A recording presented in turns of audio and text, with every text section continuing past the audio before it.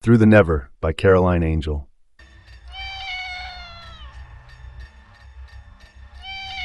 Leanne hated going to bed alone. The house was always too dark, too quiet, too, well, creepy. She didn't have to sleep alone much. Her husband Peter was not often away. Still, not often was too much for her. Peter knew Leanne got frightened when she was alone, even though she denied it, even though she told him she was fine. He knew.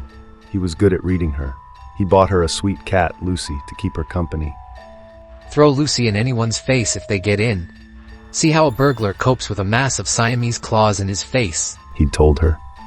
Leanne didn't know how to tell Peter that it wasn't any kind of burglar that she was afraid of. She had no fear of people trying to break in.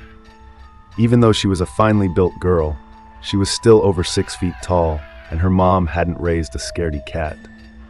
Leanne kept a crowbar beside the bed to take out anyone foolish enough to enter.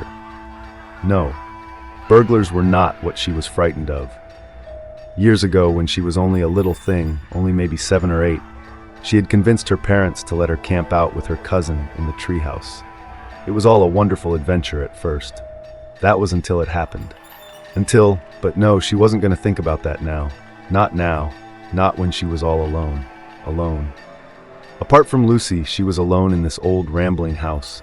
This house that was set way back in the woods, miles from anywhere. Leanne sat up and shook her head. She was not going to do this to herself again. Last time Peter had to work away, she had gotten herself into such a frenzy that she couldn't stay home. She'd had to drive to her mom's place 50 miles away and stay there until her husband got back. Pulling on her fluffy slippers, she padded out to her husband's study and poured a very generous amount of whiskey into a cut crystal glass. This should help still those demons, should help her get her brain back into calm sleep mode, or at least shut it up long enough to go to sleep. She gulped the burning liquid down, then made her way back to bed. The night was slipping away, and she was tired. Sure that this time she would drift off, Leanne turned off the lamp and snuggled up under the covers. Lucy curled in the small of her back, right where she always slept. A soft sighing of the large pines outside did not disturb her, as the breeze slowly lifted the smaller branches and played its soft tune amongst the pine needles. A cooing from a night dove, a faded call from a distant owl. These were all comfort noises that told her all was okay, that the night was calm and quiet, and would fold in and protect her until her husband came home. Leanne felt sleep start to overtake her when a snap of a twig outside her window stilled her breath in her chest. She listened, ears straining, but when she heard no more, she exhaled. Must be a fox, or a squirrel. She turned over as Lucy moaned her displeasure at her sleep having been disturbed. Sleep came back swiftly, and Leanne welcomed it, her dreams opening up and accepting her into their nocturnal wonderland. Leanne liked dreaming and could always tell that she was in a dream, that things were not real. Knowing that she was dreaming made it easy to change her dreams if she didn't like them, or stop a bad dream altogether if it was disturbing her. This time was no exception. She smiled as the warm afternoon sun filtered down through the branches of the oak tree. She loved this tree. It had been growing for over 100 years when her parents bought the farm, and it would have lived for 100 years more if what happened had not happened. Leanne didn't know how it got dark so quickly, but it was a dream after all, and she guessed that's what happened in dreams. She was no longer standing on the lush, neatly trimmed grass in the afternoon sun. Now she was watching herself as a 7-year-old lying in a sleeping bag in her treehouse at the old farm, her cousin Harper beside her. Her brother had been taken back inside after crying to stay in the treehouse too, but he was 4 years younger than Leanne, and that made him too young to stay all night with them. There was a camping lamp in the corner. It was turned off now, allowing the wondrous dark to caress them and envelop them with all of its mysterious sounds and scents. She watched her younger self laughing and talking to her cousin, but she could not remember what about. She could hear her cousin talk, but could not understand the words. Such were the riddles of dreams. Many a night over that summer, the two girls had camped out in the treehouse, and they had enjoyed every minute of it. Leanne smiled in her sleep as she watched the two young girls, herself and her cousin, snuggle into the downy sleeping bags, and try to quiet down enough to allow sleep to find them. Other melodic symphonies of night sounds cut out, then, as if turned off by a switch, total silence enveloped them. The two dream girls noticed and sat up in the dark treehouse, not quite scared, not yet. Leanne knew what she was dreaming about, and she didn't like it. She wanted to stop. She didn't want to see what happened. Didn't want to live through this again. Not again. Not ever again. Normally in dreams, Leanne could make the dream change and retell itself if she didn't like what was happening. She could even wake herself if she needed to. Not this time. This time she was stuck here, watching herself start to feel the icy cold finger of fear creep along her spine. She watched as her cousin's eyes widened, noticed how dark they looked in the pale camp light as she turned to look at Leanne, hoping for comfort, hoping to see her cousin laugh at her fear. Instead, she knew her cousin saw her own fear reflected back at her. She knew because she was feeling it again, right now. Suddenly, she was no longer watching her younger self. Somehow, she had become the frightened 7-year-old Leanne and was sitting bolt upright, her hands clutched helplessly as she felt her terror grow. All around the open treehouse, a soft mist had begun to spread, its soft tendrils caressing and moving towards the girls, slowly twisting icy wisps of moving fear. The treehouse was not much more than a platform, one half wall, and a couple of beams that supported a fairly sturdy roof. There was no real protection from anything. Nothing that could stop the mist lapping in over the edges of the platform, looking like soft sea foam as it rolled and curled its way into the treehouse, covering the floor area and dancing around the girls. Leanne felt her throat constrict as the cold tendrils moved up over her, now covering her sleeping bag and settling around her waist.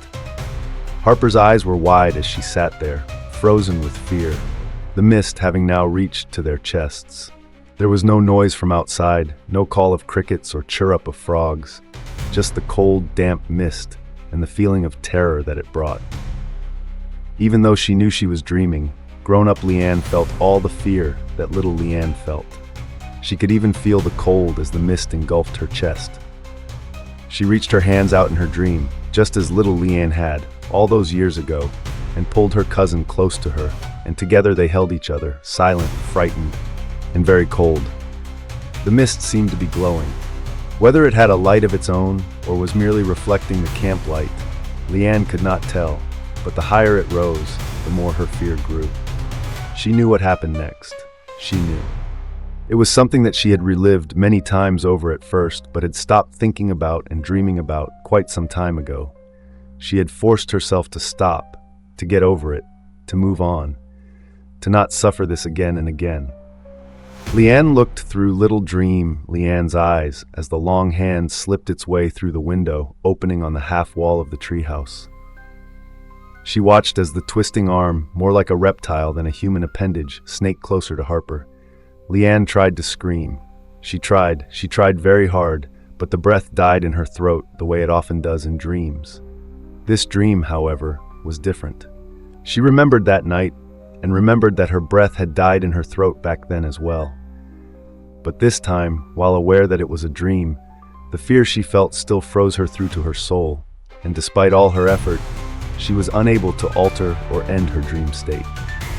In the dream, Harper felt little Leanne's body stiffen and saw the intake of breath for the unrealized scream, and turned to see what had escalated her friend's fear. Catching sight of the snaking arm, Harper felt none of the restrictions that Dream Leanne did. She screamed loud and long. She screamed as the hand impossibly snaked around her waist, circled her body one, twice, and again, looking like a black-suited snake. Harper screamed as the long white fingers found her face and covered her mouth. She was still screaming her muffled scream as the hand snatched her from Leanne's arms and whisked her over the edge of the treehouse platform. Leanne awoke and sat bolt upright, her heart hammering in her chest, panting as if she had been running, her body greased with sweat. That was not good, she groaned. It had been years since she had such a bad dream, and she wondered why. Now she was having one. Taking deep breaths, Leanne managed to slow her racing heart, and she wiped a hand across her forehead. Strange that Lucy had not protested the interruption to her precious sleep, she thought, and turned to her cat, who was not there. "Lucy?" Leanne frowned. Lucy never left her side. The cat followed her to the bathroom, the shower, the car, anywhere except when Leanne was riding one of the horses. But even then, Lucy was close by, usually perched on the gatepost of the arena, waiting for her person mommy to get off the massive warm blood she was riding. Maybe she was using the litter box? "Lucy!" Leanne called again, knowing the tiny Siamese would answer with her deceivingly loud voice. Nothing. Leanne slipped out from her bed and barefooted to the bathroom where the litter tray was housed. No cat. "Lucy." Already anxious from the too-real nightmare, Leanne felt her heart start to hammer in her chest again. Lucy never went missing, was never away from her, not since the day Peter had brought her home, wrapped in a pink satin pillow slip with a massive red bow tied around her neck. The bond between feline and owner was strong. From the minute Peter had handed the kitten to his wife, the two had been inseparable. The bond between them was the one thing that made being in this drafty, lonely house bearable when Peter was away. "Lucy!" Leanne bellowed this time, panic rising in her voice, her hands cold and clammy. She didn't like to walk around the house at night at the best of times and avoided it totally when she was home alone. But she knew without a doubt that if she didn't find her tiny Siamese cat, she would not be able to sleep at all. Her bedroom was housed in a wing to one side of the rambling house, and she walked the small corridor to the main house with trepidation. She had closed and locked the door to the main rooms when she had retired for the night, and as she clutched the handle to turn it and unlock the door, she gasped at how cold it was. It was like ice. The night was not that cold. The old brass handle should not have felt like this, like it was frozen. She opened the door and shuddered at the horror movie-style skreek it gave as she slowly pulled it ajar. Reaching forward, Leanne flicked the light switch, the brass flat plate for the switch as cold on her fingers as the doorknob had been. The light barely covered the length of the short corridor that led to the main rooms, and Leanne drew a deep breath to try to steady herself before padding along the soft gray carpet. "Lucy?" she whispered, afraid to call out in her own house. Even though the door had been closed, Leanne knew her little cat could slip through the heating vents to search for the odd mouse or two and wind up anywhere in the building. She came into the lounge room quietly, as if frightened to disturb anyone. Leanne flicked the switch as she entered and frowned. This switch again was freezing, and the lights, normally so bright that there were few shadows in the room, were instead dull and barely spread their fingers of incandescence to the carpet. Leanne tipped her head to one side, confusion lining her pretty face. Was there mist on the carpet? She was sure she had closed all the windows and doors tightly, almost obsessively. Such was her fear of being left alone in this rambling old house. Yes, definitely mist rolling across her shades of organza gray carpet. Combined with the barely working overhead lights, it lent an eerie quality to the room, accentuating the shadows and nooks, hiding places for any nasty little evil lurking in her drawing room. She took a tentative step forward, and the soft mist swirled around her feet. Barely high enough to cover her pink-painted toenails, it ebbed like sea foam as she made her way across the large room and stood near the window, trying to figure out how the mist had spread across her floor. The curtains were pulled closed, and she was loath to open them. One of her fears was that if she looked out of the window, she would see someone on the other side, looking in. Instead, she slipped her hand through the tiniest of parts in the heavy drapes and felt along the windowsill. Cold, freezingly so, but tightly fastened. "Lucy," she called again, a little louder, but not much so. No answer.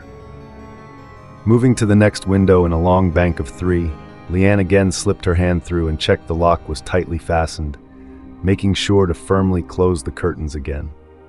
At no time did she peek through the small opening she had made in the heavy drapes. She moved to the next window, and this time her heart started to hammer in her chest again, for a fearful thought had popped into her head. What if she reached through the curtains and a hand grabbed hers? She stopped and looked at the wonderfully theatrical red velvet drapes that covered the window. drapes she had lovingly bid on at an old closing-down theater's sale auction of unwanted items, and had hand-trimmed and adjusted to fit her 3 long windows in the drawing room of her home. They were marvelous for keeping out the cold or heat, for blocking all light when you wanted dark, but when you had an irrational fear pop into your head, they suddenly seemed ominous, threatening even, a wonderful hiding place for something sinister. She mentally and physically shook herself.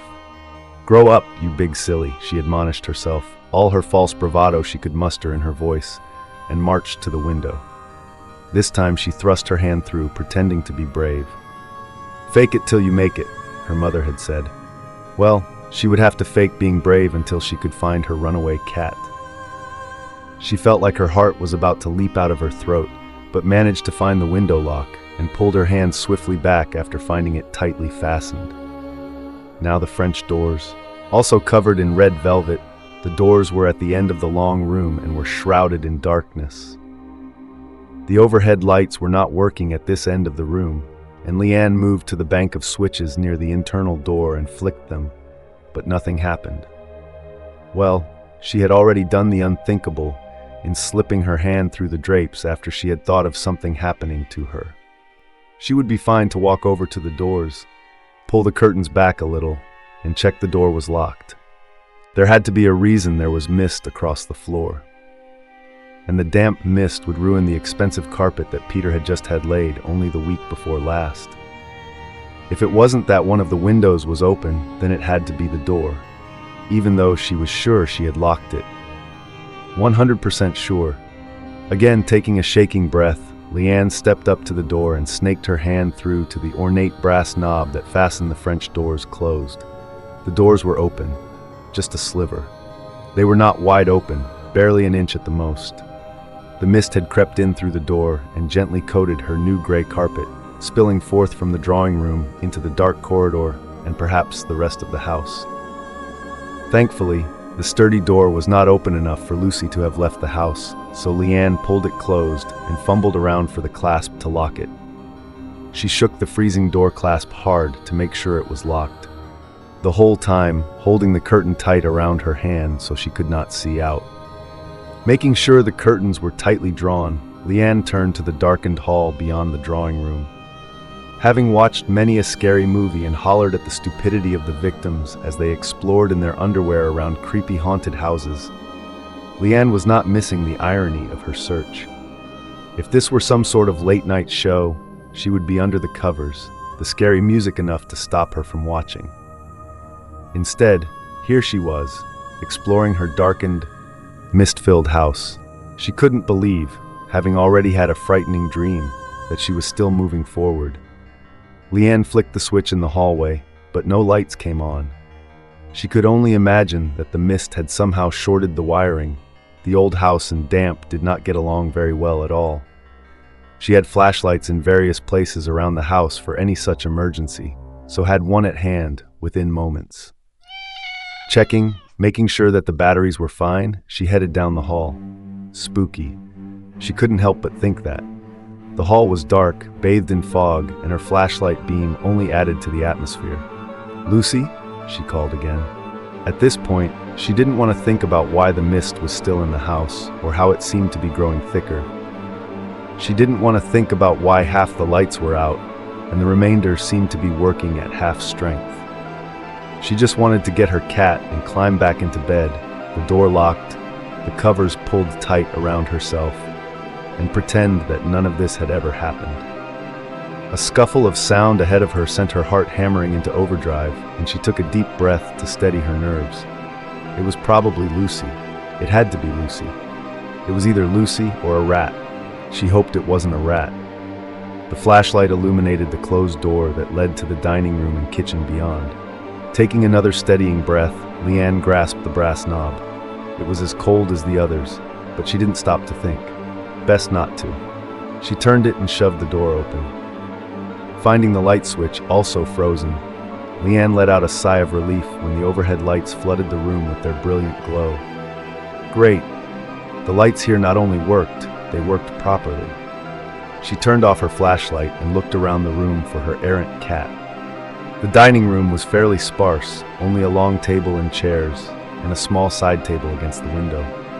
Nowhere for little Lucy to hide. There were sliding doors that led to the kitchen, and Leanne pulled these open.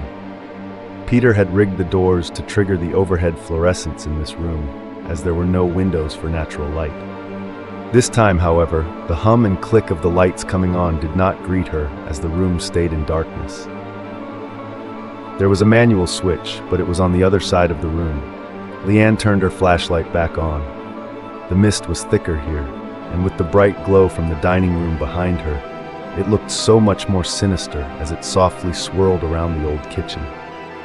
This room had been renovated using most of the old appliances and was kept in the style of the era the house was built.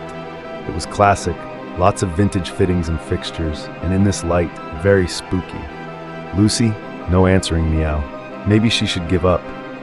Maybe she should just go back to bed and hope Lucy was okay, and whether she slept or not, it wouldn't matter. It was too cold and too scary hanging around in her house at night, half the lights off, the house filled with fog and freezing doorknobs. Leanne nodded, her mind all but made up. Lucy was probably chasing imaginary mice through the fog in one of the rooms and didn't want to go back to bed.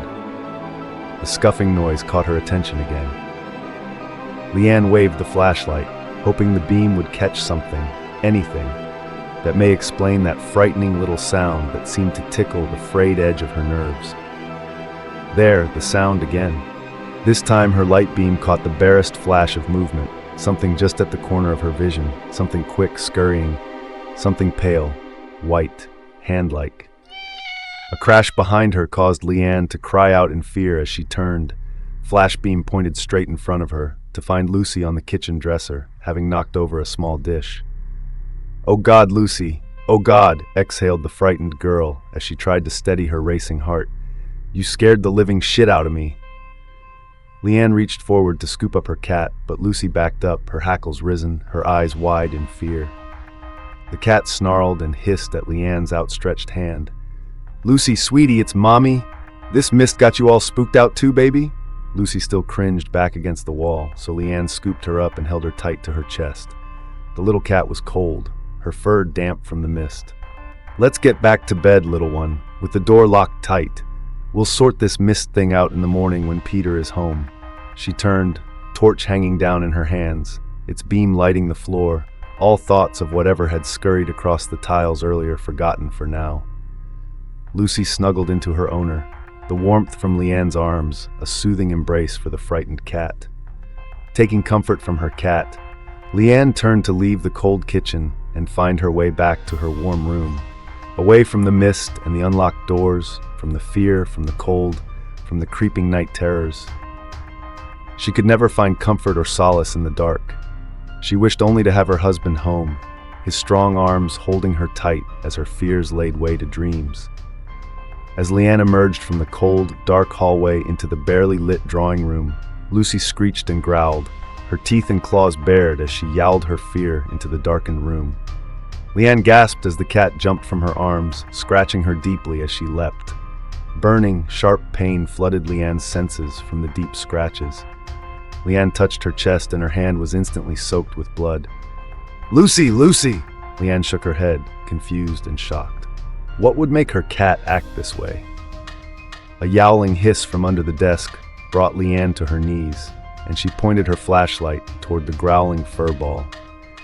Even though this end of the drawing room was lit, the light was dull, not reaching to the corners under the desk. The light reflected from Lucy's eyes, and Leanne steadied the beam. "Lucy, little girl, what's wrong?" she cooed, trying to get the small cat to come to her. "Sweetie baby, I must have made you frightened when you sensed my fear. Come on, girl, come on," she coaxed. Lucy stopped snarling and looked at her owner. "Come on, little girl, come on, here we go, there's a good girl." She made sure to keep her voice steady, calm, and it was working. Lucy crept forward, though still hesitant and nervous, her little body tense and ready to flee. Leanne reached forward, slowly, and touched the cat just as Lucy hissed again and drew back. The Siamese cat's face twisted into a frightened snarl, all teeth showing and her hackles on end.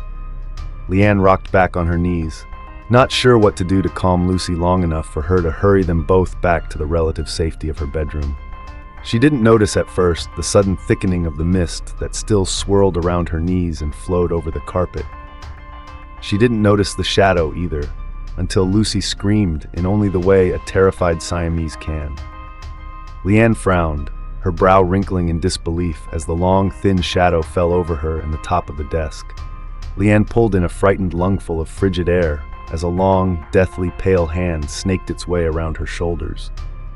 She tried to scream as the hand, cold as death and hard as iron, snaked around her, pinning her arms to her torso, but her breath died in her throat.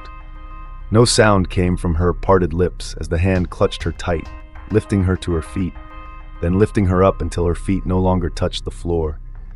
No sound came from her as terror filled her, spread through her like an electric shock. No sound as her bladder emptied, her heart pounded, her vision swam.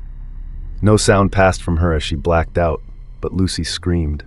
Lucy screamed and screamed, her teeth bared, her claws unsheathed, her hair on end as she backed as far as she could into the corner under the desk.